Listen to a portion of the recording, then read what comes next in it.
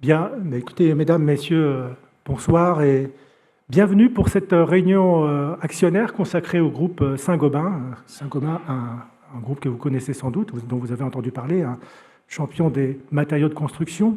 Donc on est ici ce soir pour justement découvrir ou redécouvrir pour certains d'entre vous ce groupe, alors, qui a été créé il y a 360 ans. Vous avez sans doute vu tous les panneaux en entrant dans l'immeuble. Ce groupe qui a fêté ses 360 ans cette année. Alors, je vais vous détailler un petit peu le déroulé de cette présentation. Dans quelques instants, c'est le président Benoît Bazin qui va détailler un petit peu la stratégie du groupe, ainsi que ses perspectives. Ensuite, nous aurons l'occasion de poser des questions, enfin vous aurez l'occasion de poser les questions pour éventuellement développer des sujets qui n'auraient pas été approfondis ou d'autres sujets concernant la stratégie, les activités, l'actionnariat individuel. Donc voilà, vous aurez, je pense, pas loin d'une heure en tout cas pour poser toutes ces questions. Et ensuite, une fois que cette session de questions-réponses sera passée, eh bien, nous aurons l'occasion de nous retrouver pour un cocktail dans la salle juste en haut à côté par laquelle vous êtes venus. J'en profite aussi pour vous dire que cette année, il y a une tombola qui a été organisée par les équipes de Saint-Gobain. Donc normalement, quand vous êtes arrivés dans l'immeuble, vous avez tous rempli un petit papier que vous avez mis dans l'urne. Et donc à la fin de cette présentation, juste avant le cocktail, on connaîtra justement le nom des gagnants. Je rappelle qu'il y a des places pour la visite du château de Versailles à gagner, des livres sur l'histoire de Saint-Gobain, des abonnements pour le magazine Le Revenu et des abonnements également pour la lettre boursière Décision Bourse. Voilà, alors, avant de passer la parole à Benoît Bazin, quelques mots quand même sur Saint-Gobain et sur son parcours boursier aussi. On a évoqué le chiffre de 360 ans, donc j'ai envie de dire quel chemin parcouru en tout cas depuis 1665, année où Colbert a créé la manufacture royale des glaces. Saint-Gobain est devenu un géant des matériaux de construction, c'est devenu le leader mondial de la construction durable. Il y a eu énormément de transformations dans le groupe, et notamment depuis votre arrivée, Benoît Bazin. Je rappelle que depuis 2019, le chiffre d'affaires du groupe a considérablement évolué, 40% de rotation du chiffre d'affaires. Ça veut dire que le groupe a cédé des actifs, en a racheté d'autres pour aller sur des segments plus porteurs, des régions plus porteuses. Je pense qu'on reviendra dessus dans la présentation qui va suivre. Une stratégie qui, en tout cas, a apporté ses fruits, qui a été plutôt bien vue par les investisseurs, puisque le cours de bourse, en tout cas, sur 3 ans, a pratiquement doublé. Alors cette année, c'est vrai qu'on a eu des hauts, des bas. L'action est même montée jusqu'à plus de 100 €.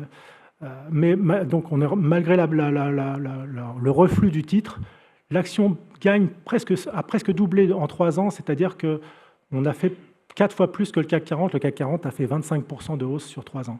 Si je me projette sur 5 ans, Saint-Gobain, c'est la 5e plus forte hausse du CAC 40 et sur 3 ans, c'est la 4e plus forte hausse du CAC 40. Voilà, donc je vais passer maintenant la parole à Benoît Bazin qui va nous expliquer un petit peu sa stratégie pour les prochaines années.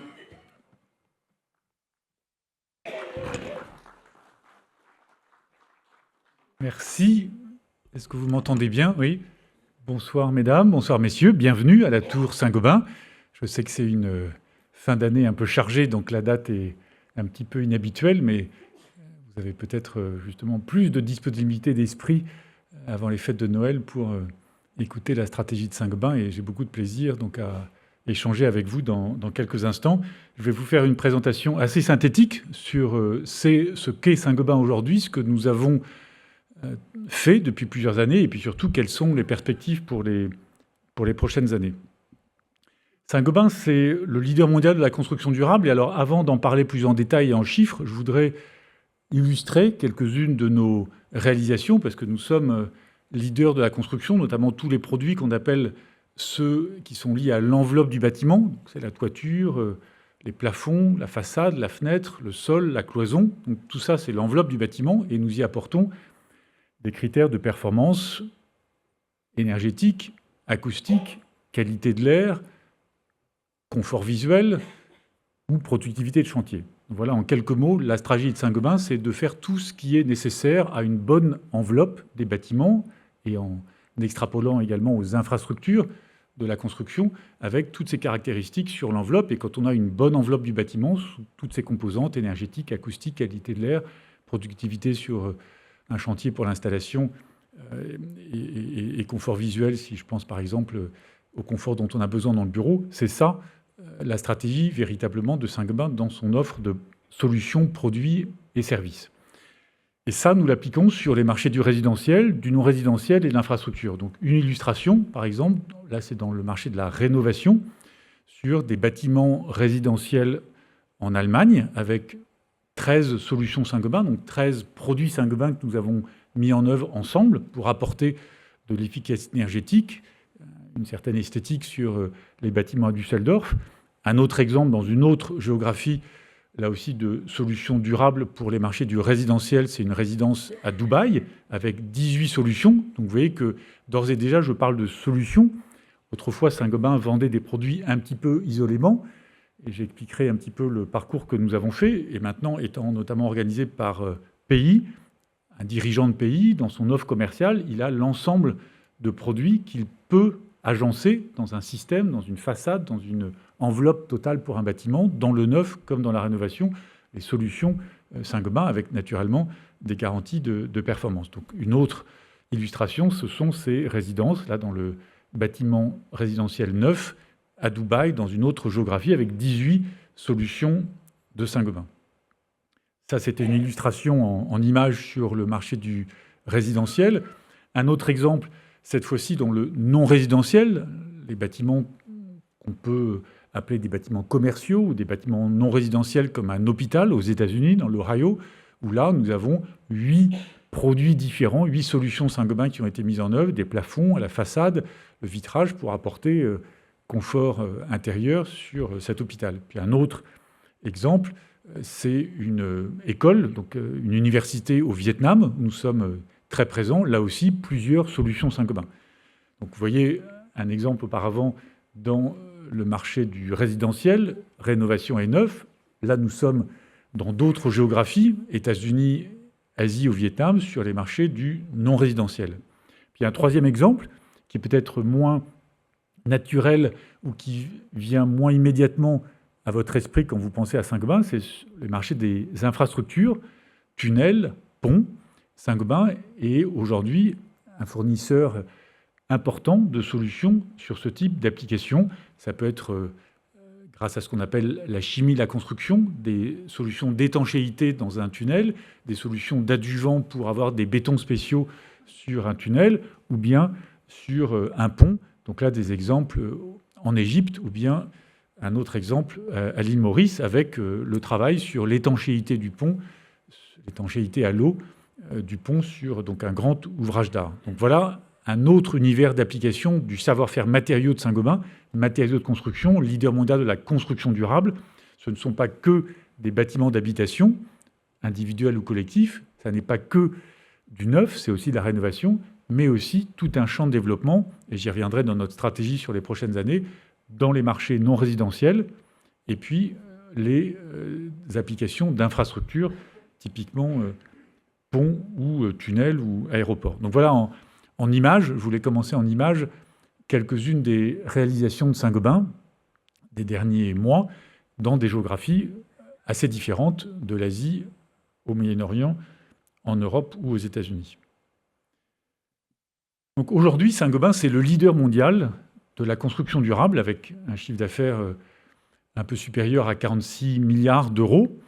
Si on le présentait en dollars, on serait plus proche de 55 milliards de dollars. Vous savez que les taux de change ont beaucoup évolué.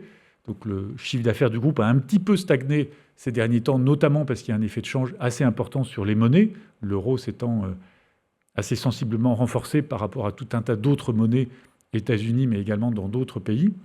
Donc voilà la taille en termes de chiffre d'affaires. C'est de très loin le plus gros acteur dans les matériaux de construction pour la construction durable. Et nous sommes numéro 1 sur chacune des grandes zones géographiques qui comptent. Nous avons renforcé ces positions et nous sommes allés bâtir des positions dans des nouvelles géographies. Donc, nous sommes numéro 1 en Europe. Ça, c'est l'histoire du groupe, qui était français à l'origine, européen par vocation et ensuite américain, numéro 1 en Amérique du Nord. C'est une zone géographique sur laquelle nous avons beaucoup investi depuis 5 ans, un peu plus de 7 milliards de dollars d'investissement industriel et d'acquisition. Donc numéro 1 également en Amérique du Nord. Ça n'est pas toujours connu que Saint-Gobain est le premier fournisseur de matériaux de construction aux États-Unis et au Canada. Numéro 1 en Australie, ça c'est un mouvement récent que nous avons réalisé l'an dernier. C'était la plus grosse acquisition du groupe depuis 20 ans. Une offre publique d'achat sur une société cotée en Australie, leader notamment de la plaque de plâtre et des matériaux d'isolation. Donc numéro 1 en Australie, qui est une géographie intéressante, pays de l'OCDE, avec une croissance de la population, parce que immigration, un pays économiquement et politiquement stable, avec une monnaie également qui est stable globalement par rapport au dollar ou par rapport à l'euro, et des positions de leader. Donc des positions très fortes dans des marchés dits matures, Europe, Amérique du Nord ou bien Australie, et des positions également très fortes de numéro 1 dans des zones pays émergents en forte croissance. C'est le cas de l'Amérique latine historiquement du groupe. Nous sommes depuis 90 ans, bientôt 90 ans, au Brésil. C'est le cas de l'Inde. Nous sommes présents depuis 40 ans en Inde, avec des positions de numéro 1 dans toutes nos lignes de métier, et donc de numéro 1 comme acteur des matériaux de la construction durable en Inde, et numéro 1 au Moyen-Orient, dans des pays intéressants, avec des croissances fortes de population, comme l'Arabie saoudite, l'Égypte ou encore la Turquie. Donc Saint-Gobain, c'est véritablement un leader, mais pas que un leader en France ou en Europe. C'est véritablement un groupe qui a construit et continué de renforcer des positions très fortes sur chacune des grandes géographies du monde d'aujourd'hui. Et donc cette capacité à croître, non seulement sur des marchés développés, pays mûrs, mais également sur des pays à forte croissance. J'étais il y a 2-3 semaines en Arabie saoudite et aux Émirats arabes unis. Nous avons des croissances de 30 à 35% dans ce type de géographie. En Inde, nous avons doublé de taille tous les 5 ans depuis maintenant 15 ans. On a quadruplé sur 10 ans, doublé encore sur les 5 dernières années. Donc nous avons des croissances en volume de plus de 10% par an en Inde depuis plusieurs années. Donc vous voyez des positions très fortes et un leadership véritablement mondial. Saint-Gobain étant présent dans 80 pays. Si je reprends le dernier grand anniversaire que nous avions fêté, c'était 350 ans, il y a 10 ans. En l'espace de 10 ans, nous avons ajouté 15 pays à Saint-Gobain. Nous sommes passés de 65 à 80 pays et nous avons ajouté 200 usines pour passer de 900 à 1100 usines dans le monde sur ces 80 pays. La construction durable, elle est au carrefour de tendances et d'enjeux très importants du monde contemporain. Elle est au carrefour de sujets d'urbanisation et de croissance de la population. Si je reviens un instant sur l'Inde, il y a aujourd'hui 30% de la population indienne qui vit dans les villes, ou un petit peu moins. Tout le reste, ce sont des populations rurales. Il est quasiment certain que d'ici 30 à 40 ans, l'Inde passera à 50, 60, 70% de population dans les villes. Donc forcément, cette urbanisation, elle impose de la construction, en plus de la croissance démographique, naturellement, très forte de l'Inde. En Égypte, que j'évoquais, il y a un projet de construire 27 nouvelles villes en Égypte dans les 30 prochaines années, et 27 villes qui dépasseront 1 million d'habitants. Donc urbanisation, croissance démographique de la population. Deuxièmement, partout une aspiration des classes moyennes à avoir des bâtiments de qualité, des bâtiments résidentiels de qualité, individuels ou collectifs. Troisièmement, avec la déglobalisation du monde, des enjeux de relocalisation d'infrastructures, d'outils industriels et donc de localisation d'activités qui donnent là aussi des perspectives de croissance. C'est un petit peu le haut de la diapositive que vous voyez, donc ces 3 grands enjeux de croissance.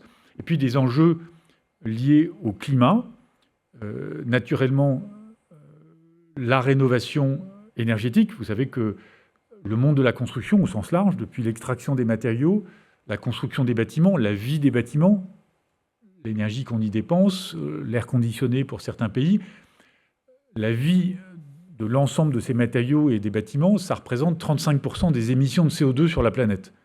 Donc il n'est pas possible de contrôler ou de réduire la très forte croissance des émissions de CO2, dont on voit les dégâts en termes de dérèglement climatique accéléré, si on ne s'attaque pas aux émissions de CO2 dans le bâtiment, puisque ça représente un gros tiers des émissions mondiales de CO2, le reste étant lié aux activités de transport, aux activités industrielles ou globalement aux activités d'alimentation. Donc la rénovation énergétique est un sujet essentiel, l'efficacité énergétique dans le bâtiment.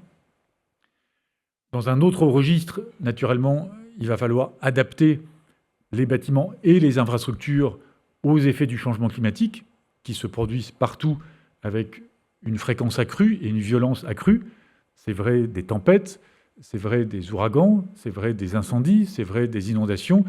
On a vu tous les dégâts, que ce soit en Espagne à Valence, que ce soit les feux de forêt au Canada, les tornades ou les ouragans aux États-Unis ou dans d'autres pays, les typhons encore récemment au Vietnam ou en Thaïlande. Donc il y a des effets importants du changement climatique et il faut rendre les bâtiments, les infrastructures plus adaptées, plus résilientes. Dernier sujet qui est important, la rareté des ressources naturelles. Le monde de la construction ponctionne à peu près 40 à 50% des ressources naturelles de la planète. Pas en valeur, mais en volume. Donc ça veut dire que ce sont des volumes considérables pour fabriquer les matériaux de construction. Ces ressources ne sont pas infinies. Des ressources comme le sable, par exemple, qui est indispensable à beaucoup des matériaux de construction, le sable devient de plus en plus rare, et donc il faut passer à grande échelle à de l'économie circulaire pour recycler les matériaux.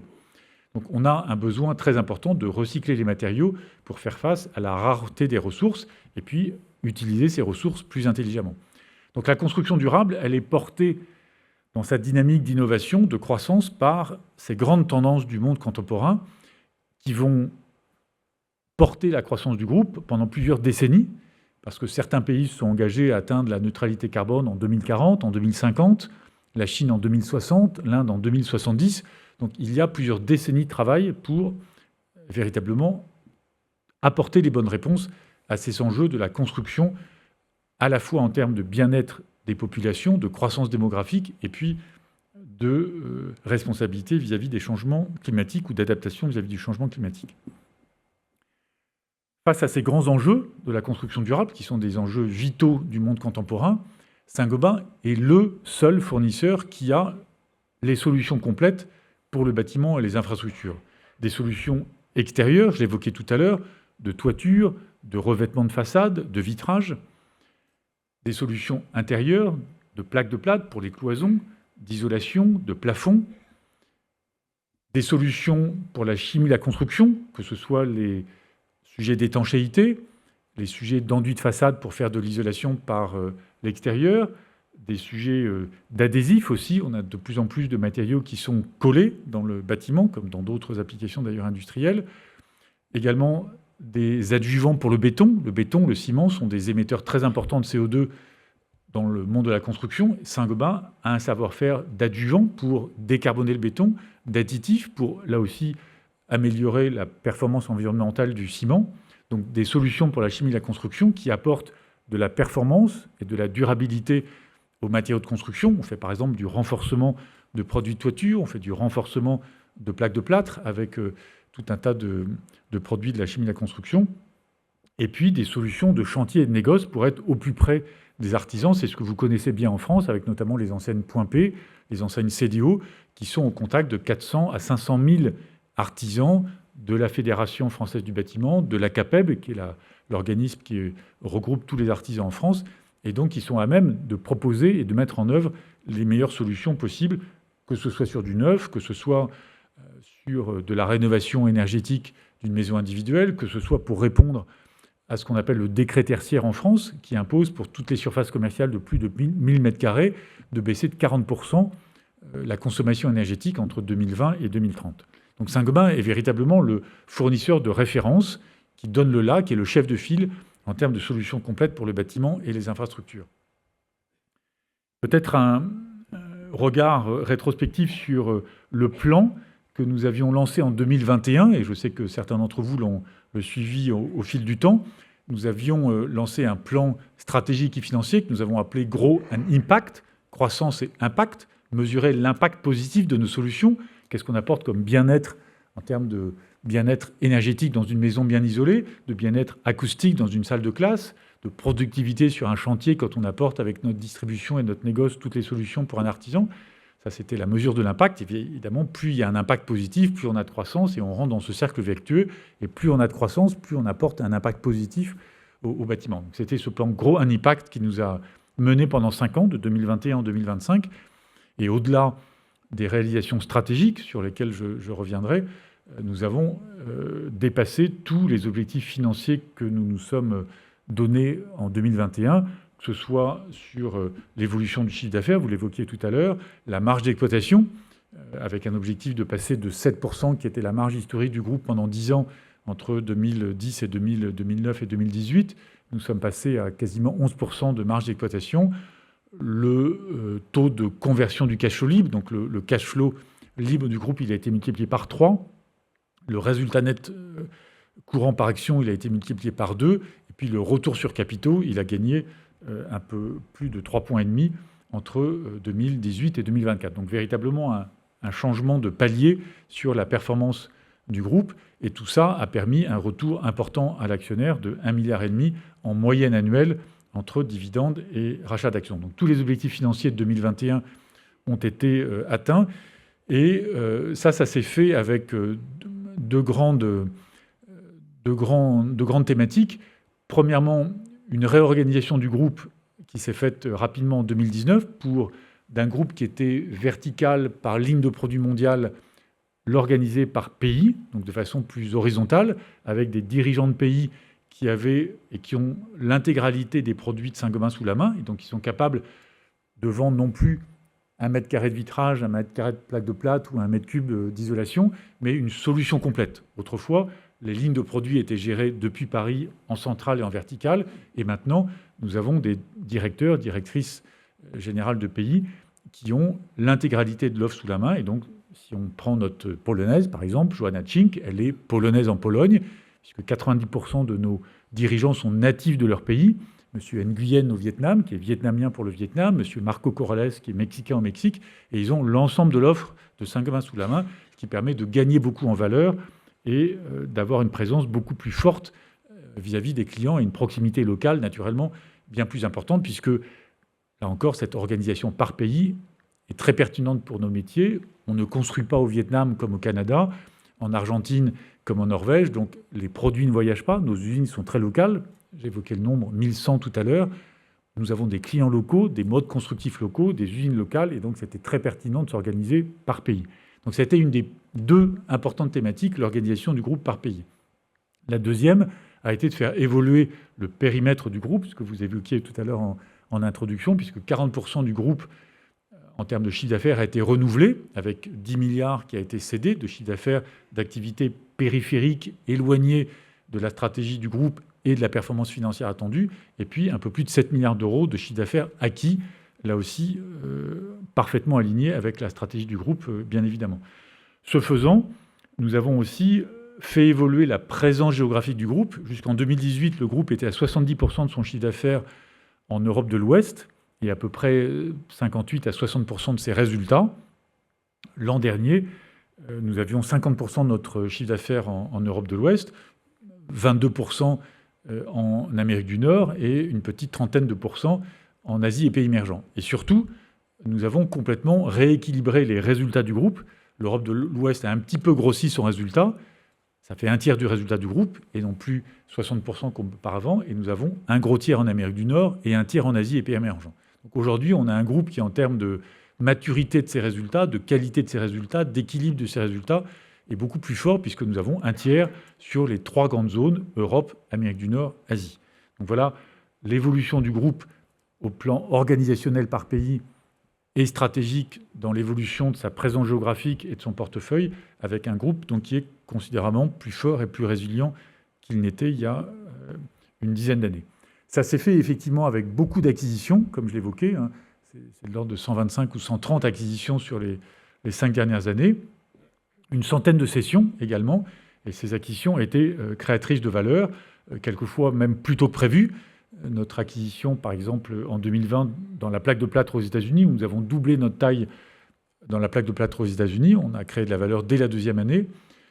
Nous avons également triplé de taille au Canada, avec 3 acquisitions importantes de sociétés familiales au Canada, dans les produits de façade, dans les produits de toiture, et puis dans les ossatures métalliques, c'est Bellé, la 3e, qui permettent d'accrocher les plaques de plâtre. Donc là aussi, une évolution stratégique intéressante et importante au Canada. L'acquisition de CSR en Australie, avec un leader important et des marges tout à fait intéressantes en Australie. Et à l'intérieur de ce développement géographique très important, vers l'Amérique du Nord, vers États-Unis, Canada, vers l'Australie, vers l'Inde et le Moyen-Orient, également un développement du métier de la chimie de la construction. Donc la chimie de la construction, c'est un ensemble de segments qui, comme je l'ai indiqué en introduction, apportent de la performance et de la durabilité aux bâtiments ou aux infrastructures. Donc ça peut être des joints d'étanchéité, ça peut être des enduits de façade pour de l'isolation par l'extérieur, ça peut être des membranes sur des toits plats pour éviter des sujets d'infiltration d'eau. Ce sont des adjuvants qui vont apporter de la performance au béton, des additifs qui font la même chose sur le ciment. Donc un ensemble de domaines d'application de la chimie de la construction qui apportent performance et durabilité et respect de l'environnement aux matériaux de construction. Et donc nous avons fait passer cette présence que nous avions dans certains de ces métiers de 2,8 milliards de chiffre d'affaires en 2019-2020 à 6,5 milliards l'an dernier au travers de plusieurs acquisitions. La première a été celle de Chryso en 2021. Chryso, c'est une très très belle société qui avait appartenu au groupe Lafarge, mais que Lafarge avait cédé en 2001, qui avait été sous fonds d'investissement pendant une vingtaine d'années et que nous avons acheté en octobre 2021, qui était essentiellement française et un petit peu en Turquie, Afrique du Sud et un tout petit peu en Inde et en Amérique du Nord. GCP, Grace Construction Products, c'est une société américaine, donc une deuxième OPA, offre publique d'achat, que nous avons faite aux États-Unis, après celle sur Continental. GCP, donc le petit logo bleu que vous voyez, c'est le complément géographique de Chryso, puisque GCP est une société américaine qui était très présente en Amérique du Nord et en Amérique du Sud. Et puis ensuite, Fosroc et Cemix, ce sont là aussi des compléments dans la chimie de la construction. Fosroc est la marque de référence au Moyen-Orient et en Inde. Et Cemix, c'est une très belle société de chimie de la construction au Mexique. Donc voilà un peu les grands mouvements stratégiques les plus symboliques de Saint-Gobain sur les dernières années. Mais évidemment, il y a eu beaucoup aussi de petits compléments géographiques. Voilà un petit peu sur ce qu'est Saint-Gobain aujourd'hui et puis les grandes thématiques de notre transformation des dernières années. Plus récemment, parce que nous atteignons la fin de notre plan Grow & Impact 2021-2025, nous avons lancé en octobre 2026, j'avais choisi une date rétrospectivement un petit peu malheureuse, c'était le 6 octobre, jour de la présence éphémère du premier gouvernement Le Cornu. Le 6 octobre, notre plan stratégique sur les 5 prochaines années, Lead & Grow. Donc vous voyez que c'est la continuité de la vision stratégique leader mondial de la construction durable, avec le même alignement parfait sur notre raison d'être, Making the World a Better Home, et nous avons remplacé Grow & Impact par Lead & Grow. Et donc je vais vous expliquer maintenant qu'est-ce que ça veut dire Lead & Grow, mais c'est fondamentalement la même stratégie dont on a vu qu'elle portait ses fruits en termes d'expansion géographique, en termes de résultats financiers, la même stratégie, un petit peu plus loin en termes de profondeur et de richesse de solutions, un petit peu plus large sur certains marchés et sur certaines géographies, et un petit peu plus riche en termes de profondeur des solutions. Mais fondamentalement, la même stratégie, juste un petit peu plus profond, un petit peu plus riche et un petit peu plus large. Et avec exactement la même gouvernance par pays, la même organisation par pays, qui fait la force de Saint-Gobain aujourd'hui dans chacune des géographies et des 80 pays dans lesquels on opère. Alors je commence par les chiffres. Lead & Grow, c'est un plan financier attractif puisqu'on relève encore nos objectifs de croissance pour dire mid-single digit. Donc mid-single digit, c'est, si on met ça en chiffres et en arithmétique, c'est de l'ordre de 4 à 6% de croissance. Et vous voyez qu'on était sur 3 à 5 auparavant, donc on crante un petit peu plus pour passer de 3,5 à 4,6. Une marge d'EBITDA de 15 à 18. Donc la marge d'EBITDA, globalement, elle monte de 2 à 3 points par rapport à ce qu'on avait annoncé sur le plan précédent. On garde une discipline forte sur la conversion du cash flow libre, le cash flow étant, on le sait tous, le nerf de la croissance. Des retours sur capitaux engagés, là aussi, très fortement créateurs de valeur, en restant au-dessus de 13%, et puis des ratios de dette nette sur EBITDA qui sont les mêmes, c'est-à-dire entre 1,5 fois et 2 fois, donc une structure financière solide, avec un très bon rating, notation de crédit pour Saint-Gobain. Voilà pour les quelques grands agrégats financiers. Nous allons continuer la rotation du chiffre d'affaires, le renouvellement du chiffre d'affaires pour sans arrêt renforcer Saint-Gobain sur des géographies sur lesquelles on peut gagner des parts de marché, pour faire des acquisitions et donc améliorer toujours la croissance et la rentabilité du groupe, et puis faire des cessions quand il y a des métiers ou des présences dont on se dit que stratégiquement, il vaut mieux les confier à d'autres propriétaires, d'autres actionnaires. Donc là aussi, toujours cet effort de rotation du chiffre d'affaires pour continuer de renforcer le groupe. Un retour aux actionnaires attractifs sur les prochaines années, 8 milliards sur les 5 prochaines années, entre l'essentiel en dividendes, 6 milliards sur les prochaines années, sur les 5 prochaines années, et puis 2 milliards de rachats d'actions sur la période, ce qui est globalement ce sur quoi nous étions engagés sur les 5 dernières années. On a fait un petit peu plus, mais on repart sur le même volume de rachat d'actions. Donc voilà pour l'attractivité de notre plan financier.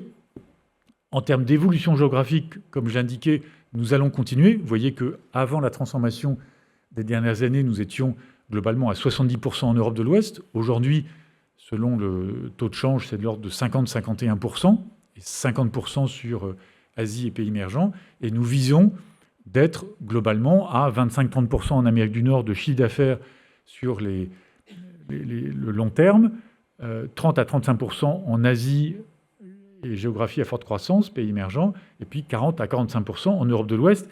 Si vous lisez bien le graphisme des barres, vous voyez que l'Europe de l'Ouest ne baisse pas. La barre grise monte. En revanche, le poids relatif de l'Europe de l'Ouest, lui, baisse un petit peu sur le total pour passer de 50 à 40 ou 45%. Ce que nous prévoyons sur les prochaines années, c'est une progression du chiffre d'affaires de 3 à 5% en Europe et une croissance plus rapide, plus forte, de 5 à 8 sur Amérique du Nord, Asie et pays émergents, sur lesquels nous continuerons de la même façon que nous l'avons fait sur les dernières années, avec la même discipline, à allouer le capital du groupe pour aller chercher là aussi de la croissance et de la rentabilité sur des zones géographiques où on a encore beaucoup à faire et à gagner en part de marché. Le principal critère de Saint-Gobain, quand on regarde un pays, c'est la croissance de sa population. Parce que qui dit croissance de sa population dit croissance de la construction. Donc il y a encore des géographies, vous voyez l'Égypte que j'évoquais tout à l'heure. Aujourd'hui, on fait de 100 millions d'euros de chiffre d'affaires en Égypte. Il n'y a pas de raison qu'on n'en fasse pas 500 millions, 1 milliard un jour. Les Philippines, qui est un très grand pays de population et un pays sur lequel Saint-Gobain fait quelques dizaines de millions d'euros de chiffre d'affaires, il n'y a aucune raison que ça ne devienne pas un jour un pays à 200, 300 ou 500 millions de chiffre d'affaires. Donc c'est ça qu'on regarde sur une quinzaine de pays prioritaires. Pour ne pas se disperser, on ne va pas sur 80 ou 100 pays, mais il y a une quinzaine de pays prioritaires. J'évoquais le Moyen-Orient, c'est 3 pays, l'Arabie Saoudite, la Turquie, l'Égypte. L'Amérique du Nord, c'est les États-Unis, le Canada. L'Amérique latine, c'est le Mexique, le Brésil. L'Asie, c'est quelques grands pays d'Asie du Sud-Est, le Vietnam, l'Indonésie, les Philippines et naturellement l'Inde. Mais des pays plus petits comme le Cambodge, la Thaïlande n'ont pas les mêmes perspectives de croissance. Donc on a vraiment des allocations et des priorités bien définies. Donc voilà pour l'évolution tendancielle de la présence géographique du chiffre d'affaires, sachant qu'on est déjà un tiers, comme je l'évoquais en termes de résultats. Le deuxième sujet, c'est que Saint-Gobain est historiquement très présent dans les marchés du résidentiel, donc les bâtiments de vie, de logement, avec une présence en moyenne plus forte sur la rénovation que sur le neuf. Et nous visons de mettre à profit notre savoir-faire, notre offre de solutions. Dans la tour Saint-Gobain, il y a 82 produits Saint-Gobain. Typiquement, la tour Saint-Gobain, c'est un bâtiment non résidentiel, un bâtiment de bureau. Eh bien, ce savoir-faire de Saint-Gobain, de 82 produits, on estime qu'on peut l'exprimer de façon encore plus forte sur ces marchés de l'infrastructure et du non-résidentiel. Aujourd'hui, on y fait 15 milliards d'euros de chiffre d'affaires et on vise en poids relatif à accroître cette présence sur les prochaines années. Et tous les mouvements que nous avons faits dans la chimie de la construction, vous avez vu, la chimie de la construction, ce sont des applications, par exemple, d'étanchéité de tunnels, d'étanchéité de mines. Donc on peut aller sur les marchés des mines, ce qui n'est pas intuitif quand vous pensez à Saint-Gobain. Vous pensez vitrage, plaque de plâtre, on ne met pas du vitrage dans les mines. Avec notre présence dans la chimie de la construction, on peut aller faire de l'étanchéité sur des mines, des étanchéités de tunnels. On est présent sur les grands sujets d'infrastructure de transport ferroviaire au Royaume-Uni. On est présent avec certains grands partenaires français sur le tunnel Lyon-Turin. Donc de plus en plus, on a fait plusieurs dizaines de kilomètres de tunnels ferroviaires en Roumanie. Donc là aussi, les marchés de l'infrastructure, grâce à nos ambitions et notre présence dans la chimie de la construction, on va accélérer sur ces marchés. Donc une évolution, là aussi graduelle, pour rester sur la construction, on est bien focalisé, mais mettre à profit notre savoir-faire sur une palette plus large de marchés résidentiels, non résidentiels et infrastructures. Un exemple récent, au Vietnam, nous avons gagné une présence très forte sur un nouvel aéroport. La moitié de l'offre de Saint-Gobain et du chiffre d'affaires que nous réalisons sur un aéroport, c'est le bâtiment. Donc finalement, un bâtiment d'aéroport, si on oublie la piste de décollage sur laquelle on peut mettre à profit nos adjuvants pour le béton, le bâtiment d'aéroport, ce n'est pas très éloigné d'un bâtiment comme la Tour Saint-Gobain. Évidemment, il faut faire attention à l'acoustique. On met du verre à contrôle solaire si on veut être capable de regarder les avions, même avec le soleil dans le visage, ou garder la température sans trop d'air conditionné à l'intérieur si on a un contrôle solaire. Donc c'est un bâtiment, fondamentalement un bâtiment d'aéroport, mais ce sont des cycles différents, ce sont des interlocuteurs clients différents. Donc voilà les grands marchés sur lesquels on va se développer. Donc vous voyez que le terrain de jeu de Saint-Gobain, il est tout à fait considérable. C'est 500 milliards d'euros de chiffre d'affaires résidentiel, non résidentiel et infrastructure. J'illustre maintenant un peu rapidement nos solutions sur ces différents segments. Je prends l'exemple de la rénovation, passez-moi l'expression, d'une passoire thermique en France, mais je crois qu'elle est un peu généralisée dans les journaux. Nous sommes capables, avec une trentaine de produits Saint-Gobain, recommandés et livrés par Point P, avec les solutions digitales que Point P met à disposition des artisans pour les aider à faire des devis rapides et avoir les bonnes solutions, de réduire de 70% la facture énergétique. Et donc de faire passer un bien d'un diagnostic de performance énergétique G à C. Et donc, compte tenu du coût de l'énergie, d'avoir un retour sur investissement de l'ordre de 5 ans. Et nous formons quasiment 100 000 artisans par an avec les conseils de Saint-Gobain sur ce type de réalisation. Donc là, une présence très forte pour aider la France à gagner en performance énergétique. Et le retour sur investissement, je ne mets pas à l'intérieur de ça la revalorisation immobilière du bien immobilier. Vous avez peut-être vu maintenant les articles qui sortent dans les journaux, on l'a plusieurs fois mentionné dans nos diapositives, il y a 40 à 45% d'écart de valeur immobilière entre le prix affiché dans une agence immobilière et la décote pour les bâtiments F ou G, ou la prime pour les bâtiments A ou B. Donc vous avez intérêt soit à négocier un rabais si vous achetez un bâtiment dont vous savez qu'il faudra le rénover, soit à rénover avant de mettre en vente un bien immobilier. On a également tout un tas de produits phares pour accélérer sur les marchés du non-résidentiel, les bâtiments d'éducation, les universités, les écoles, notamment des plafonds acoustiques tout à fait performants. Également dans les hôpitaux, par exemple, nous avons apporté plus de 25 solutions Saint-Gobain sur la construction du CHU de Nantes, qui est le chantier le plus complexe en Europe aujourd'hui de ce type. Donc un ensemble de produits. Dans une chambre d'hôtel d'hôpital, on peut mettre jusqu'à 6 plaques de plâtre différentes, selon les différentes applications qu'on souhaite. Et puis naturellement, les hôtels, quand on est dans un pays comme le Mexique ou à Dubaï, il y a des constructions très importantes d'hôtels dans ces zones touristiques, et là, on peut apporter beaucoup de solutions, du verre anti-feu, du verre à contrôle solaire, du verre qui apporte un confort privé entre la salle de bain et la chambre, de l'acoustique. Je crois qu'on a tous été dérangés par le bruit de la ventilation dans certaines chambres d'hôtel américaines. On peut avoir de la bonne ventilation avec les produits Saint-Gobain et surtout de la bonne acoustique. Donc voilà, tout un tas d'applications dans le non-résidentiel. Et puis dans l'infrastructure, des réalisations importantes sur des viaducs, par exemple en Angleterre, sur un métro à Doha, au Qatar. Et là, c'est une centrale électrique, donc un grand barrage en Inde, sur lequel Chryso et Fosroc sont le numéro 1 et fournissent donc quasiment 10 solutions Saint-Gobain, donc sur des ouvrages d'art très très importants en termes de savoir-faire et de performance technique. Nous allons continuer, pour être pertinents sur ces 3 grands marchés, résidentiels, non résidentiels et infrastructures, à enrichir notre offre sur la construction durable, sur ces familles de solutions intérieures, extérieures, chimie de la construction, que j'évoquais tout à l'heure, et donc avec une évolution progressive et une ambition de continuer à faire évoluer les métiers de Saint-Gobain sur le long terme. Je termine avec une diapositive qui résume un petit peu notre ambition de croissance dans le Lead and Grow. C'est réellement apporter des réponses à toutes ces opportunités de croissance que j'évoquais, les méga-trends, changement climatique, croissance de la population, urbanisation rapide, efficacité énergétique. Donc des opportunités de croissance très fortes, une gouvernance, une organisation qui n'a pas besoin d'être changée.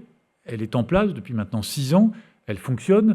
Nous avons des dirigeants de pays qui sont très expérimentés, natifs de leur pays, donc ils vont accélérer un peu plus loin, un peu plus riche en termes de solutions. C'est la troisième partie de cette diapositive, une approche axée sur des solutions, de la valeur ajoutée, donc un pricing power dans le jargon financier de Saint-Gobain pour valoriser des systèmes complets.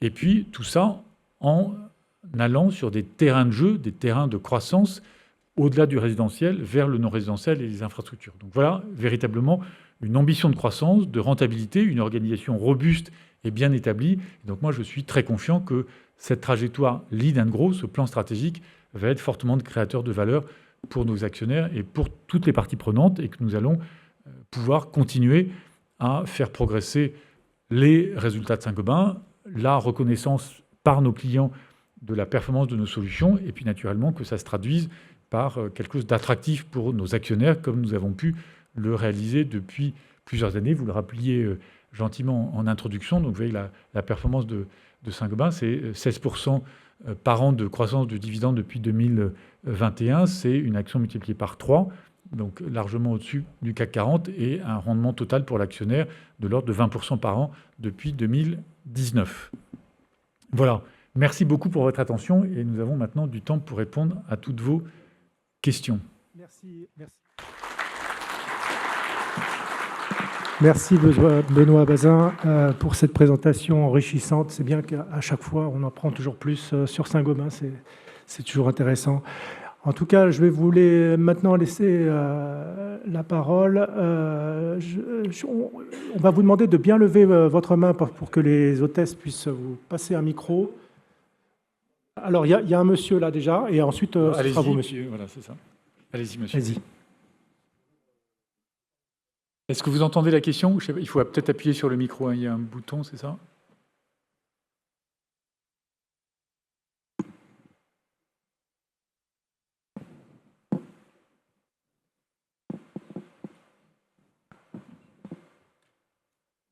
Les micros ne fonctionnent pas, apparemment. Oui. Non, le micro ne fonctionne pas. Et il faut appuyer sur la touche, hein, c'est ça? Mais alors, posez la question, vous êtes au premier rang, puis je vais la répéter, oui. Comme ça, allez-y. Merci.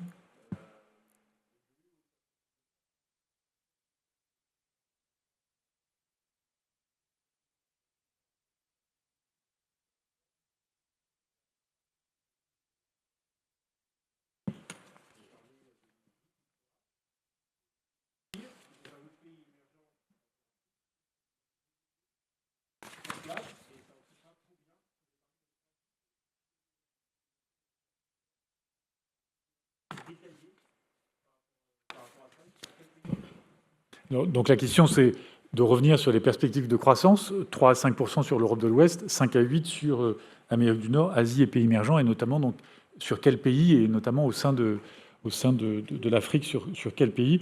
Donc c'est l'ensemble des pays émergents sur lesquels évolue Saint-Gobain. Donc c'est à la fois l'Amérique latine, par exemple, nous sommes très présents, comme je l'ai évoqué, au Brésil, au Mexique, et nous sommes développés plus récemment sur des pays comme le Pérou, l'Argentine, la Colombie, donc tout l'ensemble de l'Amérique latine. C'est le Moyen-Orient, sur lequel on a triplé notre taille depuis 5-6 ans, donc avec une priorité forte donnée sur l'Arabie saoudite, la Turquie et l'Égypte. C'est en Asie, sur des grands pays de population, et ça a été historiquement, donc nous sommes présents en Chine, avec une présence de l'ordre de 2,5-3% du chiffre d'affaires, une très forte présence en Inde, une accélération au Vietnam, une accélération en Indonésie, plus récemment aux Philippines. Donc voilà quelques pays prioritaires sur l'Asie. Pas tellement l'Asie du Nord, Japon, Corée, il n'y a pas énormément de croissance. On y est présent, mais pas beaucoup plus que ça. Et puis sur l'Afrique, alors nous sommes très présents donc, sur le nord du continent, l'Égypte, je l'ai évoqué, également au Maroc.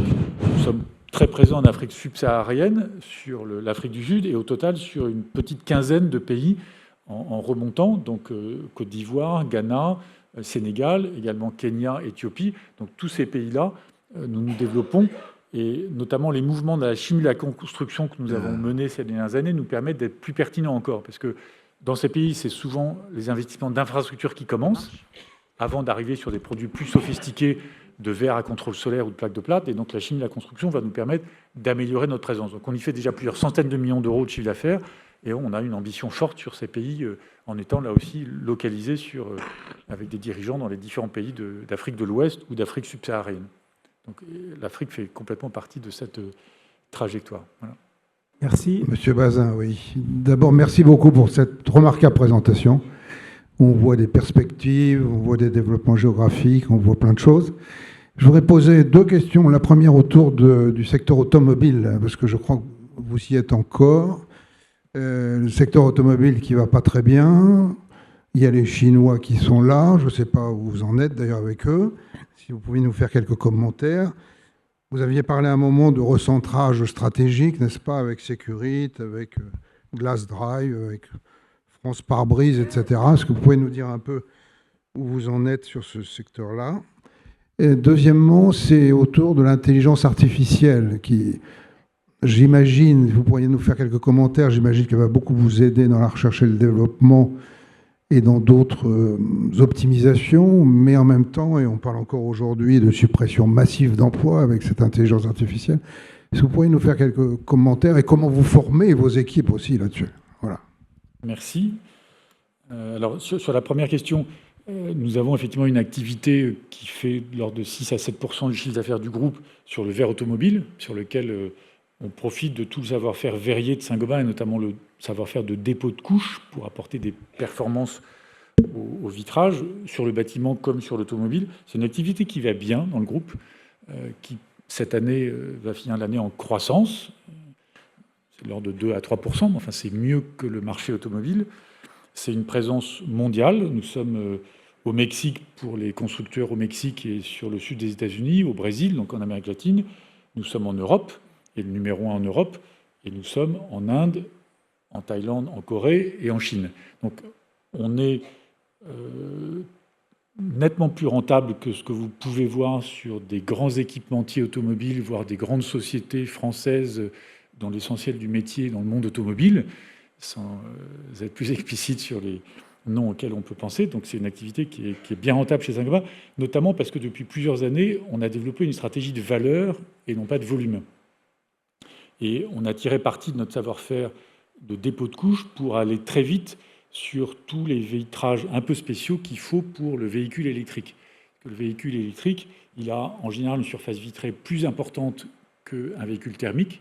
Pourquoi? Parce que on met les batteries en partie dans le plancher du véhicule, donc normalement ça le rehausse, ce qui fait perdre de l'aérodynamique et donc de l'autonomie de fonctionnement de la batterie. Et donc pour ne pas rehausser le véhicule, on la baisse et on peut avoir un sentiment un peu de claustrophobie dans une voiture électrique. Pour éviter ce sentiment de claustrophobie, il y a ce qu'on appelle des canopées, donc des très grands vitrages. Vous le voyez sur les Tesla, par exemple, c'était les premiers à le faire, des très grands vitrages. Donc la surface vitrée dans un véhicule électrique est en général bien plus importante que les véhicules thermiques d'autrefois. Et de surcroît, il faut apporter des caractéristiques plus techniques et plus difficiles sur ce vitrage parce que il faut, par exemple, très bien contrôler la performance thermique, sinon la moitié ou un tiers de la batterie va disparaître dans l'air conditionné qu'on met pour refroidir la voiture ou la chaleur. On va avoir des performances acoustiques qui ne seront pas bonnes, parce que dans un véhicule électrique, on entend moins le moteur, mais on peut entendre la route. Donc il faut avoir de l'acoustique, mais pour autant, quand on allège le vitrage pour alléger la voiture et gagner en autonomie, on dégrade l'acoustique. Donc il faut trouver les bons compromis. Donc cette stratégie de valeur, avec beaucoup de R&D, c'est celle que nous avons menée, et donc elle nous permet d'être aujourd'hui croissants et rentables. Alors nous sommes au contact d'OIM, de fabricants de constructeurs automobiles chinois, depuis la Chine, sans y déverser toutes nos ressources, parce qu'on est plutôt plus proche des constructeurs nord-américains ou européens, mais on est avec 2 usines de verre automobile en Chine, et là aussi avec un positionnement correct.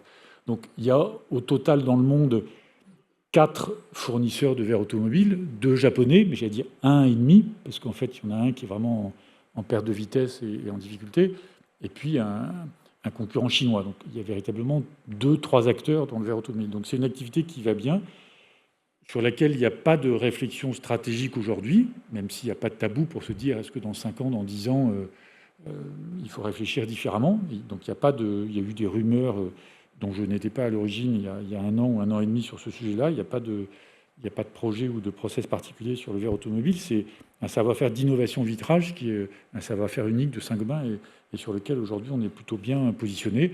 Naturellement, on est bien vigilant sur l'évolution du monde automobile et sur la présence de Saint-Gobain auprès des grands constructeurs avec l'évolution aussi du marché automobile européen. Mais donc une activité qui va bien aujourd'hui et sur laquelle on a eu volontairement une stratégie de valeur plutôt que de volume.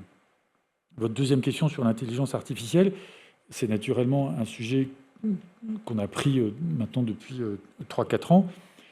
Alors historiquement, enfin, depuis une dizaine d'années, on faisait beaucoup d'analyse de données, de big data, notamment sur des process industriels pour passer d'une fabrication A à une fabrication B, avec du machine learning pour optimiser plusieurs centaines de paramètres et avoir la meilleure transition possible de fabrication. On l'a déployé avec nos propres outils, parce que l'intelligence artificielle, il ne faut surtout pas mettre ces données à disposition d'outils communs, sinon vous mettez vos données dans le domaine public, et donc vous partagez votre savoir-faire avec vos concurrents ou les grandes sociétés informatiques. Donc on a internalisé ces outils-là chez Saint-Gobain et on utilise ça pour effectivement de la reformulation matériaux, pour aller scanner tout un tas de documentation un peu éparpillée qui peut inspirer nos chercheurs d'aujourd'hui, pour faire également des optimisations de politiques tarifaires, pour faire alors des sujets plus classiques d'analyse de contrat, des sujets de contrôle interne, des sujets de processus de ressources humaines. Donc il y a un peu de back-office où on peut gagner en productivité. Donc oui, il y a beaucoup d'évolutions.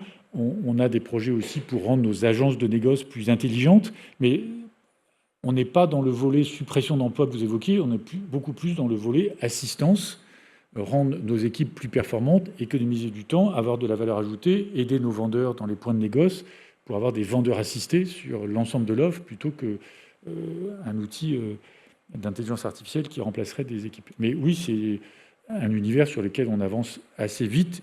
Et donc, on a beaucoup de formation de nos équipes, on a des outils dédiés, on a des pilotes, des POC, les Proof of Concept, comme on dit, avant de passer aux effets d'échelle. Donc, le groupe est en mouvement là-dessus.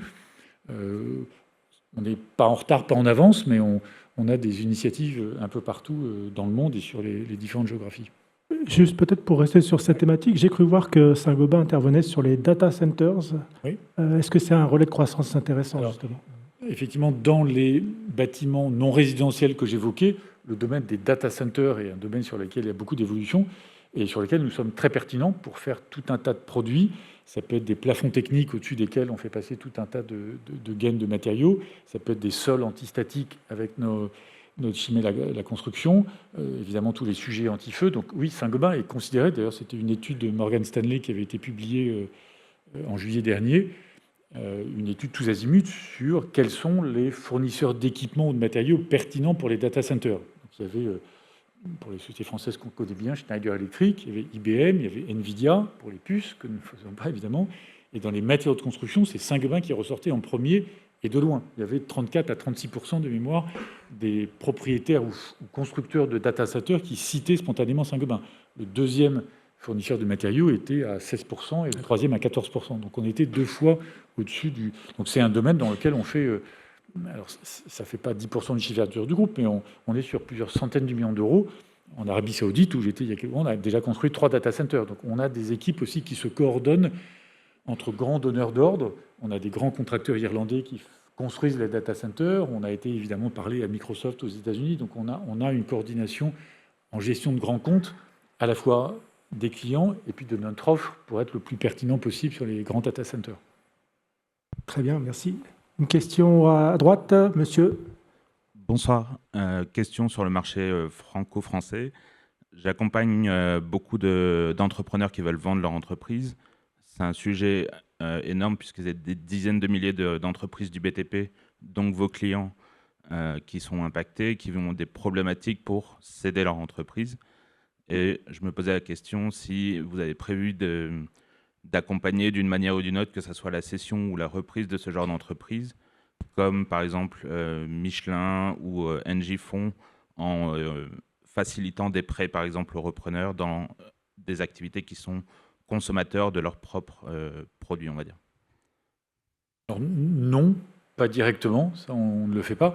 Quelquefois, on est nous-mêmes acquéreurs quand il y a un savoir-faire particulier. On l'a fait beaucoup dans notre métier de négoce sur des sociétés digitales, les bons artisans, la maison des travaux, qui font de l'intermédiation entre un particulier, un artisan, sur des projets. Donc ça, on a fait tout un tas d'acquisitions de sociétés qui étaient des startups et qui sont maintenant plus grosses et plutôt sur la partie offre digitale. Donc c'est ça qui nous a intéressés. Nous sommes très présents dans le monde du bâtiment vis-à-vis de nos clients par le crédit qu'on leur fait. On fait 1,5 milliard de crédit aux artisans en France, parce qu'ils payent à 45-60 jours. Donc on a une présence en termes de financement de la construction, de la rénovation, de leur activité qui est très forte. Et ce qu'on fait, c'est que, notamment Point P, aide les artisans dans la passation de leur entreprise. Donc c'est la transmission d'une génération à une autre. Donc on a tout un programme chez Point P qu'on appelle Génération Artisan pour former, aider aux transmissions d'entreprises. Mais là, c'est plutôt connecter des gens entre eux pour parrainer des jeunes artisans quand ils reprennent. Donc on les aide sur, par exemple, des créances échues, soutien juridique pour aller faire du recouvrement de créances. Mais voilà, c'est plus tourné auprès des artisans que des entrepreneurs du BTP. Mais vis-à-vis des artisans, on est très présent. Oui. Merci. Une question, madame. Là, puis après, monsieur, tout à l'heure. Oui, bonjour. Donc, merci beaucoup pour les résultats passés qui sont extrêmement bons et pour la clarté de la stratégie que vous nous avez présentée. Est-ce que vous pouvez nous dire quelques mots sur vos concurrents dans la partie bâtiment, infrastructure? C'est quoi leur stratégie et donc quelles potentielles menaces pour Saint-Gobain? Et puis aussi, nous clarifier quels sont réellement les avantages concurrentiels durables que vous voyez pour votre groupe. Les avantages concurrentiels durables de Saint-Gobain, c'est ça? Exactement. Oui. Alors, vous avez raison que j'aurais dû mettre quelques diapositives sur les concurrents. La présentation était volontairement synthétique. Nous n'avons pas, et sans prétendre être unique, même si c'est la réalité, nous n'avons pas un concurrent unique qui soit un miroir, c'est le cas de le dire, de Saint-Gobain. On a des concurrents par géographie et des concurrents par métier. Si je prends l'exemple de la chimie et la construction, le sujet a été autrefois, il y a une dizaine d'années, assez public. Notre concurrent numéro 1, c'est Sika, le groupe suisse Sika, qui est un peu plus gros que Saint-Gobain, même si nous sommes passés, nous, de 2,8 milliards à 6,5 milliards de chiffre d'affaires et que nous sommes sur certains des segments de la chimie et la construction maintenant numéro 1. Dans les additifs ciment, on est numéro 1. Puis on peut être numéro 1 en Inde, mais on n'est pas numéro 1 dans d'autres géographies. Donc ça se regarde à la fois par application et par géographie. Chimie et la construction, donc c'est Sika le plus pertinent, qui a une stratégie très proche de celle de Saint-Gobain, c'est-à-dire de l'innovation, de la consolidation d'acteurs régionaux, une gouvernance plutôt par pays et une saturation de l'offre, col-carrelage, étanchéité, adjuvant béton, solution de sol, etc. Donc voilà, Sika a une stratégie proche de Saint-Gobain ou réciproquement, Saint-Gobain a une stratégie proche de Sika. Dans le même domaine, une société italienne familiale, donc qui n'est pas cotée, on n'a pas beaucoup de visibilité, c'est Mapei. Pour les amateurs de vélo, je crois que Mapei a régulièrement sponsorisé, je ne sais pas si c'est le Tour de France ou le Tour d'Italie, mais vous voyez des casquettes Mapei. Donc c'est une société familiale qui est un peu plus petite que Saint-Gobain dans la chimie et la construction, mais un très beau groupe italien. Si je prends les grands concurrents américains, donc qui sont peu présents en Europe, et c'est des grands groupes comme Owens Corning, qui sont dans la toiture et l'isolation, donc avec lesquels on se compare régulièrement en termes de rentabilité. On est exactement dans les mêmes stratégies et les mêmes types de rentabilité aux États-Unis. On estime gagner un petit peu de part de marché quand on a une offre plus large. Vous voyez, Owens Corning, par exemple, ils ont de l'isolation et des produits de toiture. Si je suis distributeur de produits d'extérieur, je peux acheter à Saint-Gobain les produits de toiture et les produits de façade.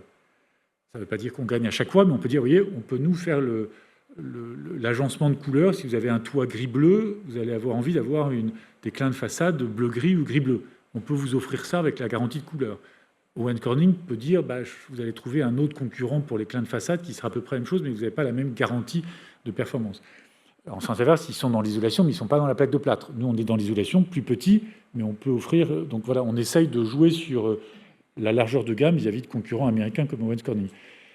On a une autre société, là aussi, qui est privée, qui est Knauf, le groupe allemand Knauf, qui est, lui, un grand concurrent plaque de plâtre et isolation. Donc dans le domaine plaque de plâtre et isolation, c'est le concurrent numéro 1 de Saint-Gobain dans le monde.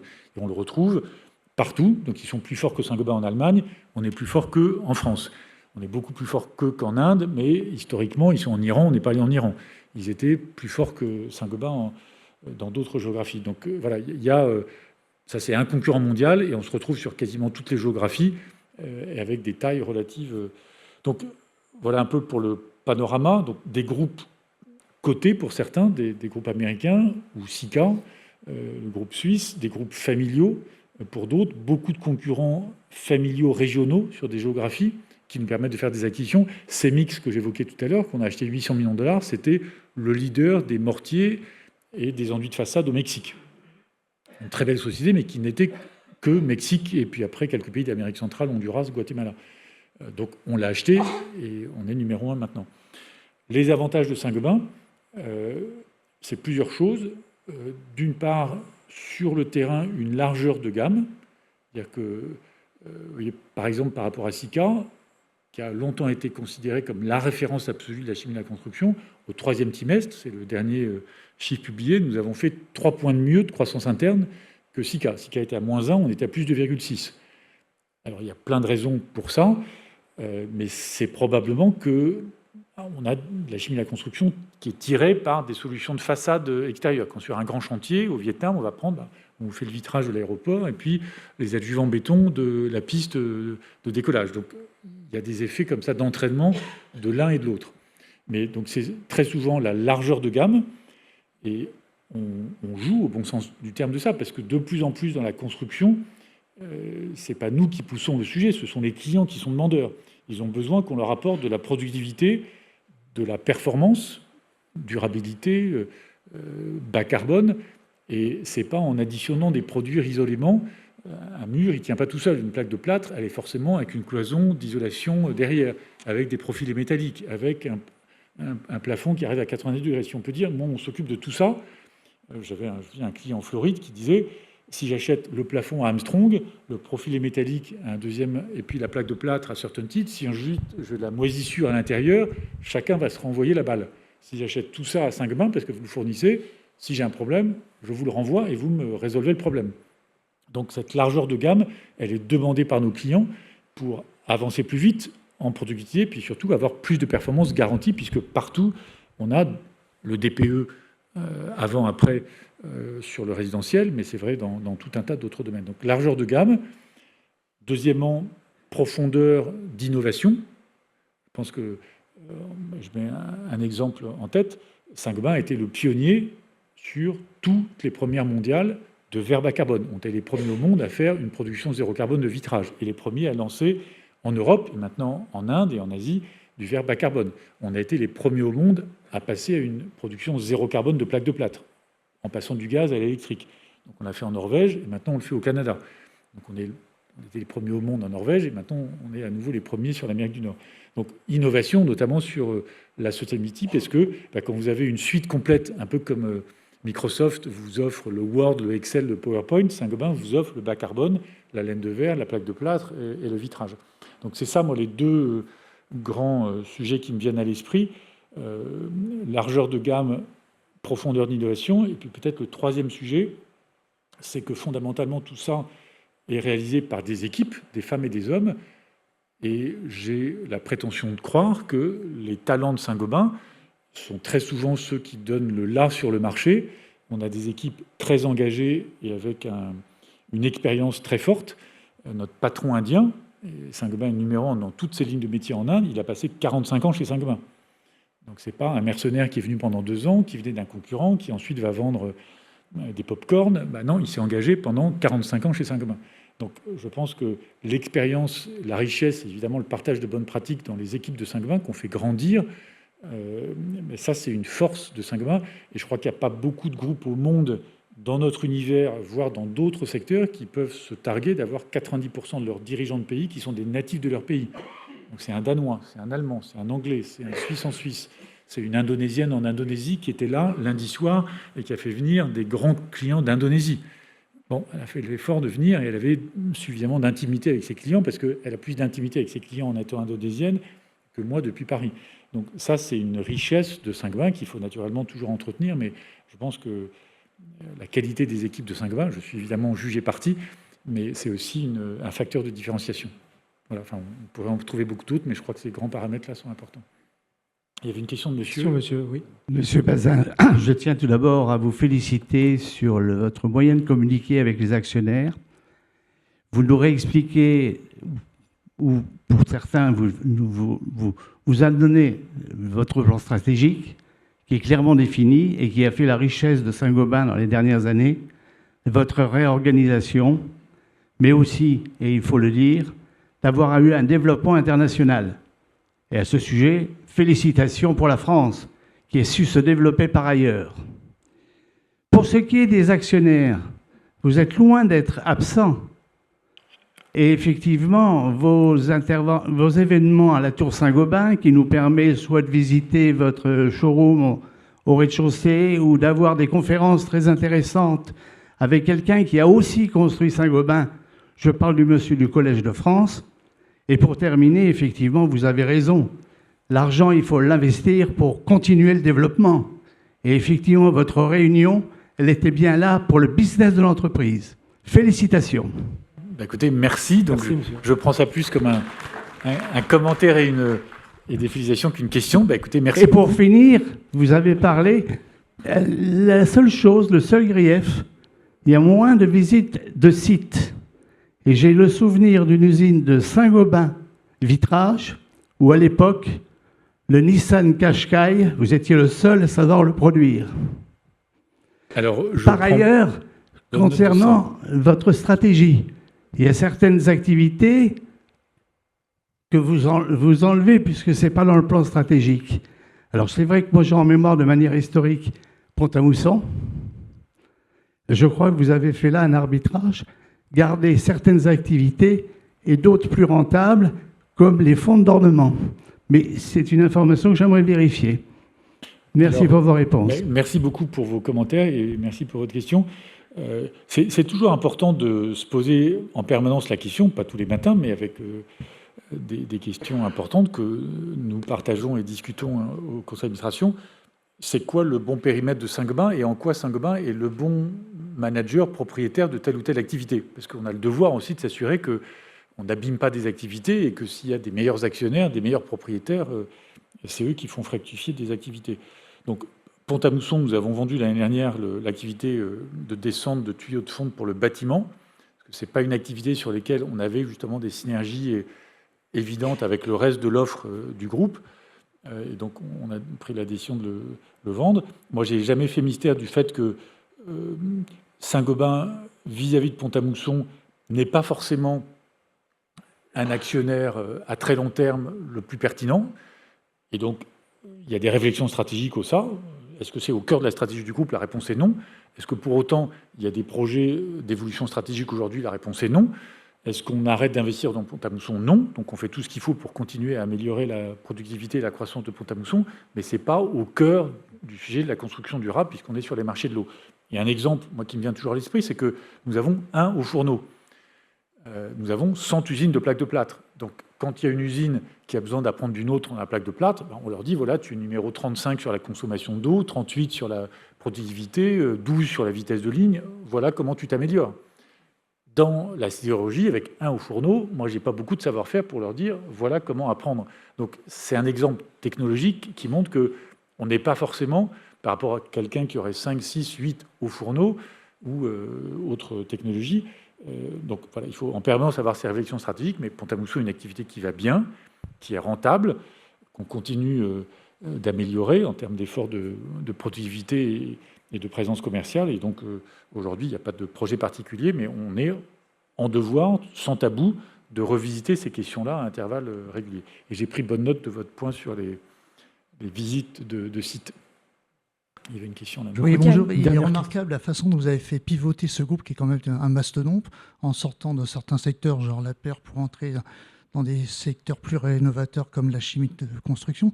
On voit que l'OPA qui a échoué chez Sika était quand même quelque chose de fondamental. Est-ce que cet échec, en fait, a nui à Saint-Gobain, c'est-à-dire il a fait perdre du temps, ou alors, par exemple, chez Sika, est-ce qu'il y a encore des brevets sur des produits que vous n'avez pas en catalogue et qu'en fait, il manque encore à Saint-Gobain? Voilà. Et une autre question, en fait, on voit que Saint-Gobain est un peu à la frontière entre un fournisseur de solutions et un constructeur. On voit qu'il y a beaucoup de groupes de BTP qui sont français. Donc, quand vous êtes répondez à un appel d'offres, est-ce que vous partez sous la bannière française, mettons avec Bouygues, Vinci, etc., ou vous partez de votre côté seul? Ensuite, on voit dans le monde, il y a de plus en plus de tours qui s'élèvent en verre. Donc ça demande, je pense, de plus en plus de compétences, de plus en plus de savoir-faire.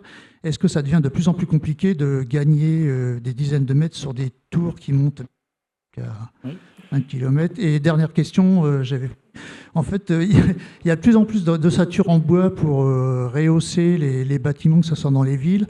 Dans les pays nordiques, c'est une tradition des constructions en bois, visiblement, dans une partie des États-Unis aussi. Donc, est-ce que vous croyez vraiment à l'avenir de l'ossature en bois, ou c'est quelque chose d'éphémère? Merci.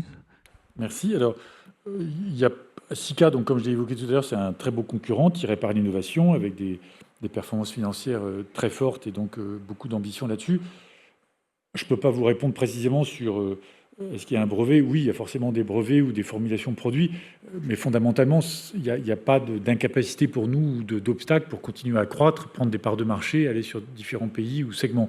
Donc, il n'y a pas de retour sur le passé à mener. On a fermé cette parenthèse-là.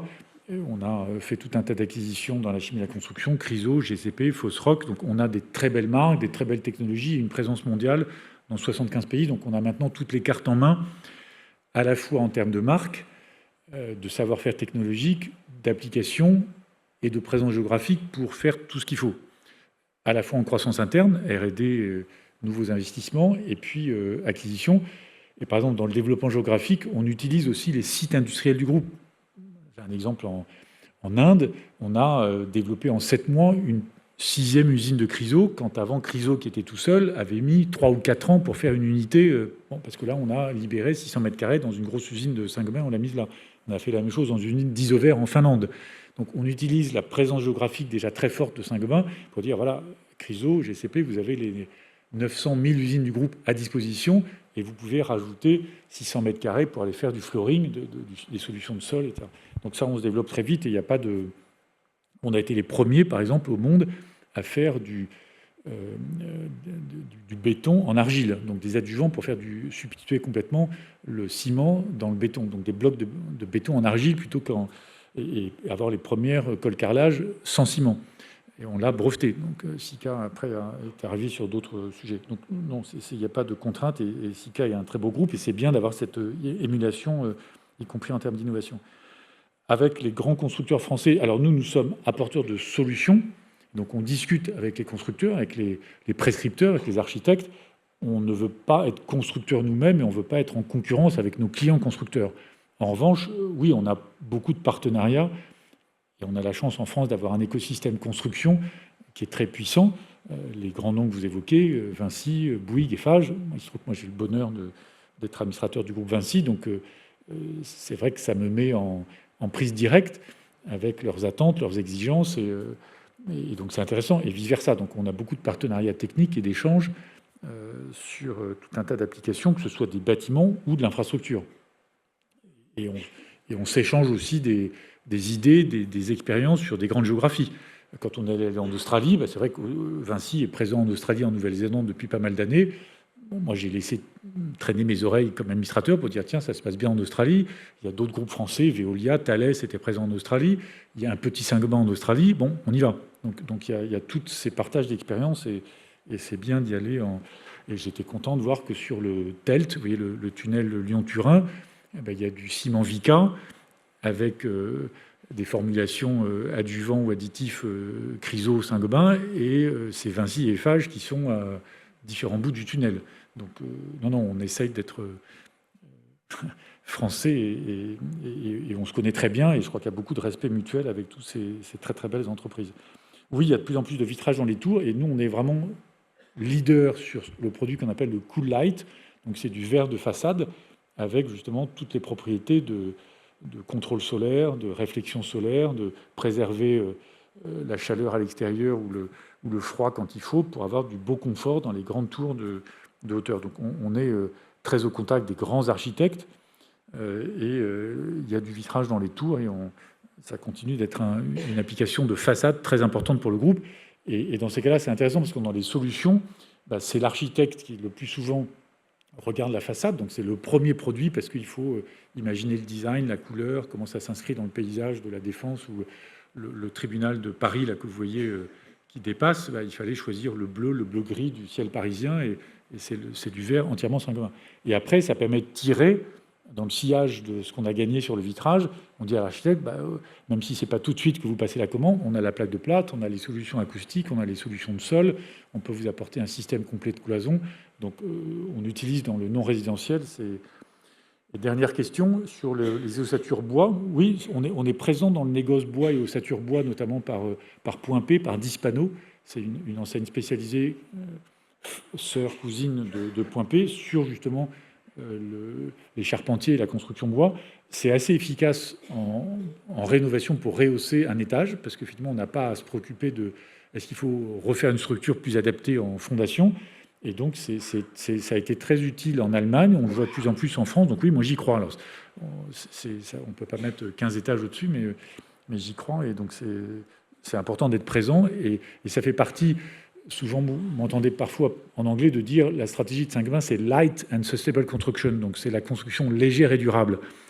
Alors, je vous rassure, ce n'est pas la maison des trois petits cochons en brindilles, mais la construction légère, c'est fondamentalement construire par ossature. Cette tour Saint-Gobain, elle est construite par ossature. C'est des piliers de béton. Il se trouve que c'est Vinci qui l'a fait. Oui, on en a été et donc, c'est des piliers de béton. Ce n'est pas des murs pleins de parpaing ou de ciment qui montent jusqu'au 37e étage. Donc, vous avez des piliers de béton. Vous pouvez faire du béton décarboné. Et entre les piliers de béton, vous mettez de la plaque de plâtre, du vitrage. Et faisant ça, vous divisez par 2 le poids des matériaux, construction légère. Vous pouvez de surcroît recycler tous ces matériaux. On peut recycler à l'infini le verre, la plaque de plâtre. Et donc, les modes constructifs light construction vont beaucoup plus vite en termes de pénétration sur le marché. Donc, la construction par ossature bois en fait partie, ou la rénovation en rehaussant par ossature bois. Donc, il y a aussi tout un tas d'évolutions des modes constructifs.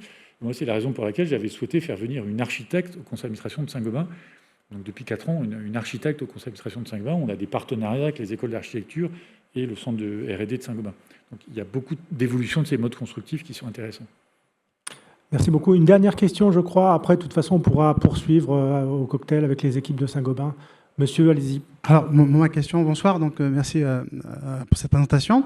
J'ai qu'une seule question, elle sera concise pour la dernière. Donc, simplement, comment a traversé Saint-Gobain tout ce qu'on a vu sur les droits de douane, notamment aux États-Unis? Donc, vous avez commencé à répondre parce que l'activité est localisée par pays, mais malgré tout, est-ce que ça a eu un impact? Merci. Oui, très bonne question. Ça n'a pas d'impact direct parce qu'effectivement, nous sommes en production locale pour des clients locaux et avec une très très très forte majorité de produits en matières premières sourcés localement. Donc, par exemple, aux États-Unis, on a 125 usines, on a des carrières de gypse, on source nos matières premières localement. Donc, c'est vraiment du local pour le local. Comme je l'évoquais, notre organisation est locale. Donc, on a un patron américain, on a un patron mexicain, un patron indien. Donc, on a vraiment à la fois des cycles logistiques, matières premières et livraison clients et fabrication qui sont locaux, et une organisation en termes de gouvernance qui est locale et avec des marques locales. On a une marque américaine, Certainty aux États-Unis. Donc, il y a à la fois pas de sujet direct de tarifs et pas de sujet géopolitique, une marque, je sais pas quoi, chinoise aux États-Unis ou française, etc.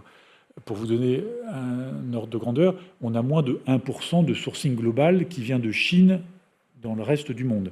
Et c'est 0,2% aux États-Unis. Donc, on a fait très attention à ça, et donc, on n'a pas d'impact direct des tarifs. Pour autant, comme le reste du monde, il y a un impact indirect, parce que ces différents allers-retours sur les tarifs ont créé des solutions d'attentisme pour des gens qui allaient investir sur une usine, investir sur un bâtiment. Est-ce que je le mets là? Est-ce que je le mets plus au nord? Donc, ces yo-yo tarifaires, et puis surtout cette instabilité géopolitique qu'on voit partout dans le monde. On est dans un monde quand même très, très, très instable, et l'année a été compliquée de ce point de vue-là, et va le rester. Cette instabilité, elle crée de l'attentisme dans les investissements. Vous ne m'avez pas posé de questions sur la situation de la France, mais on voit bien qu'en France, l'instabilité politique, fiscale, budgétaire crée de l'attentisme sur le marché de la rénovation. Quel va être le statut du propriétaire qui va louer? Est-ce qu'on va changer la fiscalité sur ci ou sur ça? Donc on voit bien que nous, la réponse théorique, c'est nous ne sommes pas impactés sur les tarifs, et c'est vrai, parce que nos activités sont très locales, les produits ne voyagent pas, donc ce n'est pas parce qu'on a eu la préscience de ça, c'est parce qu'en plus les produits ne voyagent pas. Pour autant, l'instabilité réglementaire, géopolitique, politique du monde actuel, elle impacte l'économie mondiale, l'économie française, l'économie américaine. Donc on a une économie américaine qui est beaucoup plus fragile qu'elle n'était il y a encore 2 ans. Donc on a une situation macroéconomique qui est quand même difficile. Enfin, il faut dire les choses. Je pense qu'il faut en avoir confiance. Je prends l'exemple de ma prime rénov en France. Depuis 4 ans qu'a été lancé le sujet, les critères d'éligibilité ont changé 16 fois. Donc quand vous êtes sur un domaine dans lequel l'artisan qui va vous dire « Monsieur, je fais ça pour changer votre DPE et vous êtes éligible à ma prime rénov, et je donne ma garantie décennale. Si vous changez tous les 4 mois, c'est pas très facile de savoir si la garantie décennale va s'appliquer. Donc on a un environnement qui n'est pas facile et il faut réussir à croître malgré, non pas avec le support, mais malgré l'environnement politique ou géopolitique qu'on a dans pas mal de géographies, que ce soit en Europe, en France ou aux États-Unis. Donc voilà, c'est une réponse. À la fois, je suis très confiant sur l'organisation, et ça répond à la question de madame sur les particularités de Saint-Gobain. On a une organisation locale très robuste. Moi, j'ai des concurrents qui disent « Ah, flûte, ma présence aux États-Unis, il y avait 30% d'import d'un autre pays. » Nous, on est local, donc là, on gagne. Donc tout ça, c'est très robuste et pérenne pour les décennies à venir. Maintenant, l'environnement d'aujourd'hui, il est extraordinairement volatile et pas facile. Merci. On me dit qu'il y a de la place pour une dernière question, monsieur là-haut, c'est ça? Oui, allez-y. Oui, monsieur. Une question par rapport à Saint-Gobain, qui est donc français, occidental. On est dans un monde qui est quand même assez orienté anti-occidental. Est-ce que n'est pas dans votre prochain plan, est-ce que c'est intégrer ce risque en fait de marque et de provenance de marque, on va dire, surtout dans les pays où vous allez, en Amérique du Sud, en Inde, qui sont assez anti-occidentaux. Deuxième question, c'est est-ce que dans votre plan, ça intègre aussi éventuellement l'arrivée de concurrents chinois qui pourraient être assez agressifs, qui sont aussi sur le même marché que vous, et qui sont dans leur pays eux-mêmes aussi en plein de construire, avec un problème immobilier, quoi. Merci. Alors, moi, je ne dirais pas qu'on est dans un univers anti-occidental. Parce que, encore une fois, nous, ce qui est très important, parce que regardez l'antagonisme européen-américain. Là, c'est 2 occidentaux qui croyaient qu'ils partageaient les mêmes valeurs et la même vision du monde, et c'est un peu remis en cause. Donc, c'est pas uniquement au sein du monde occidental. Je pense que ce qui est très très important, c'est d'être local dans chaque pays. Donc, en Inde, vous seriez surpris, et ceux qui ont la possibilité de voyager à titre touristique en Inde, poser la question de savoir si la marque Saint-Gobain est connue. La marque Saint-Gobain, en termes de notoriété spontanée, est bien plus connue en Inde qu'en France. En Inde qu'en France. Nous sommes absolument imbattables en Inde, pour des raisons historiques sur lesquelles je pourrais revenir, mais parce qu'on a fait beaucoup de présence, de publicité et de nouveaux produits, avec 36 usines. Je vous donne un exemple. Moi, quand j'étais allé à Davos en mai 2022, il y avait une réunion avec le ministre de l'Industrie et du Commerce, avec tout un tas de grandes sociétés occidentales, Pfizer, Abbott, des Allemands. J'avais prévenu que j'arriverais un petit peu en retard, donc il y avait 10 patrons américains, allemands, etc. J'arrive, attendez, arrêtez-vous tous, monsieur Saint-Gobain, dites-nous ce que vous pensez de l'Inde. Donc on est objectivement sur l'Inde unique, mais parce qu'on est indien en Inde, piloté par des Indiens qui sont dans le groupe depuis 45 ans pour celui qui a pris sa retraite, depuis 30 ans pour celui que j'ai nommé, qui a été 6 ans le directeur financier du groupe, donc, et avec une présence très forte. Au Brésil depuis 90 ans. Donc moi, je suis très confiant que Saint-Gobain est très, très implanté intimement dans toutes ces géographies, et il n'a pas d'antagonisme de cette nature-là, parce qu'encore une fois, on est dans l'écosystème local avec les valeurs de Saint-Gobain, mais avec des managers très locaux qui connaissent et qui sont chez Saint-Gobain depuis des décennies. S'agissant de la Chine, on a été justement toujours beaucoup plus circonspect que beaucoup d'autres groupes. Saint-Gobain a été longtemps critiqué, et mon prédécesseur, mes deux prédécesseurs me l'ont dit plusieurs fois, parce que Saint-Gobain fait 2,7% de son chiffre d'affaires en Chine. Il y a beaucoup de groupes français qui ont 20, 30, 40% de leur chiffre d'affaires, de leurs résultats en Chine, dans certains domaines qui ne sont pas les nôtres, le domaine du luxe, ou qui ont même des chaînes d'approvisionnement dont 20 ou 30% des produits viennent de Chine. Ça n'est pas du tout le cas de Saint-Gobain. Nous, quitte à être critiqués dans le passé, on a dit la Chine, parce qu'on a vu des aventures un peu difficiles il y a 30 ans, je n'étais pas encore dans le groupe à l'époque, on va être circonspect sur les technologies, les métiers qu'on y fait et la rentabilité qu'on y attend. On va être rentable et pas trop gros en Chine. Donc on ne va pas y mettre tous nos investissements, et on ne l'a pas fait, et je ne vais pas changer. Donc voilà, la Chine, on y est pour le marché chinois, on exporte un tout petit peu, mais pas plus. Les concurrents chinois, on les voit un petit peu accélérer sur l'Asie du Sud-Est, on les voit un petit peu arriver en Moyen-Orient, mais pour autant, encore une fois, on est sur des produits qui ne voyagent pas, ou pas beaucoup, et donc il faut fabriquer localement. Donc si vous voulez être pertinent en Arabie Saoudite, nous on a 9 usines, les Chinois peuvent venir avec 8 usines, 9 usines, mais il va falloir qu'ils trouvent, parce que c'est la loi, un tiers de Saoudiens dans les usines, etc., etc. Donc moi, je n'ai pas d'inquiétude de concurrence chinoise qui mettent à mal des pans entiers de Saint-Gobain. Après, on peut voir des Chinois en Thaïlande. Ils vont faire de la plaque de plâtre en Thaïlande.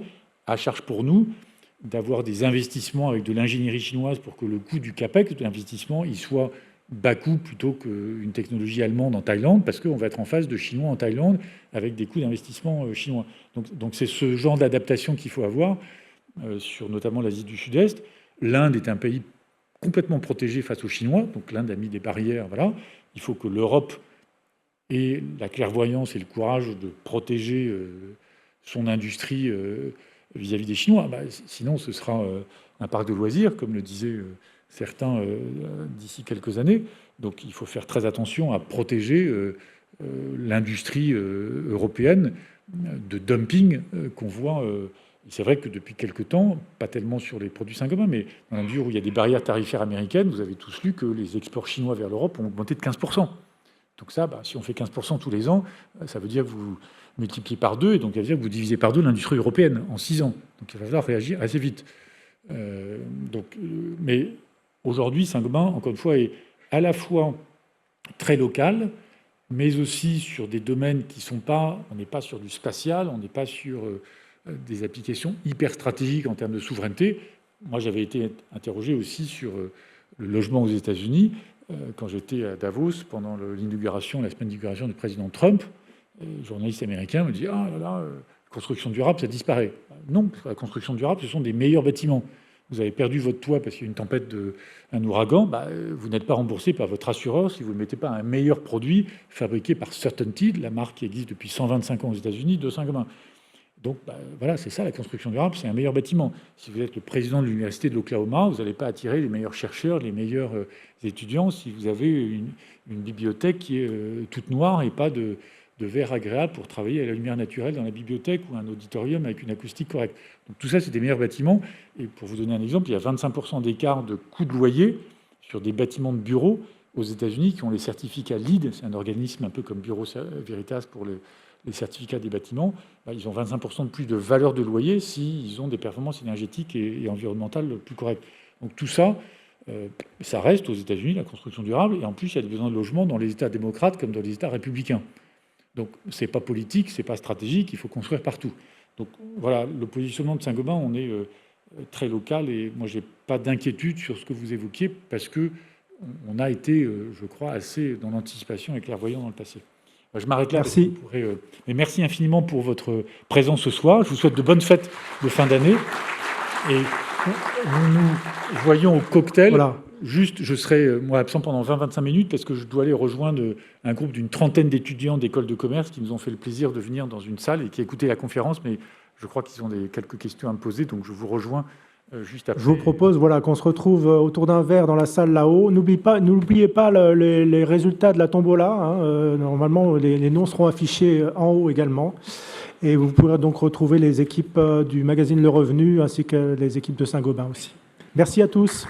Merci.